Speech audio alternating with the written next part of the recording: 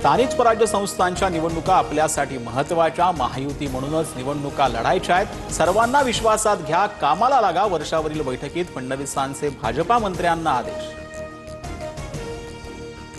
भाजप मेलाय म्हणून दुसऱ्या पक्षातून कुरबडवे घेतले। उद्धव ठाकरेंचा फडणवीसांवर हल्ला बोल, आम्ही भाऊ एकत्र आल्यानं भाजपचा जळफळाट होत असल्याची टीका।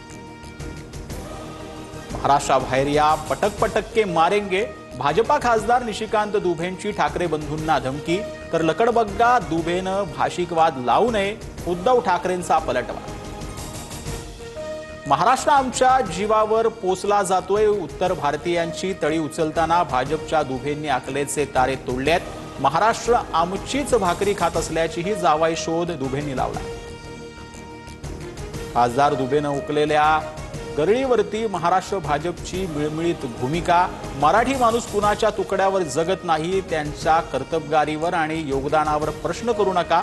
दुबेंचं नाव न घेता शेलारांची सभागृहात प्रतिक्रिया।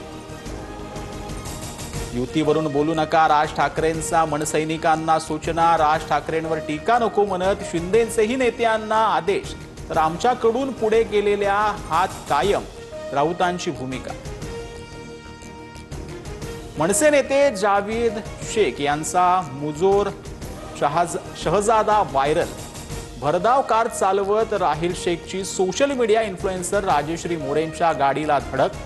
बाप मनसे उपाध्यक्ष सांगत दमदाटी आणि शिवीगाळ।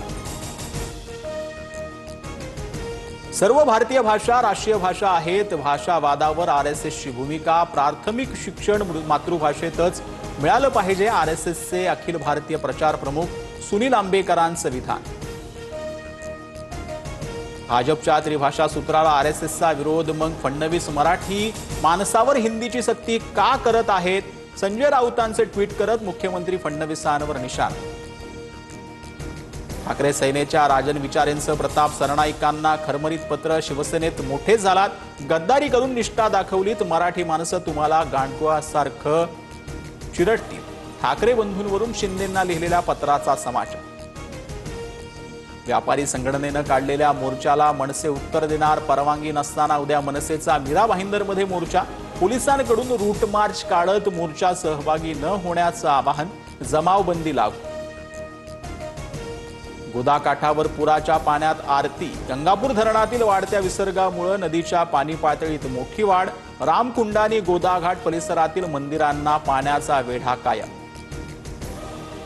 यंदाच्या आषाढी वारीनं मोडले सर्व विक्रम। पंढरीत तब्बल 27 ते 28 लाख भाविकांनी दर्शन घेतल्याची नोंद। एआयच्या साहाय्यानं केली मोजणी।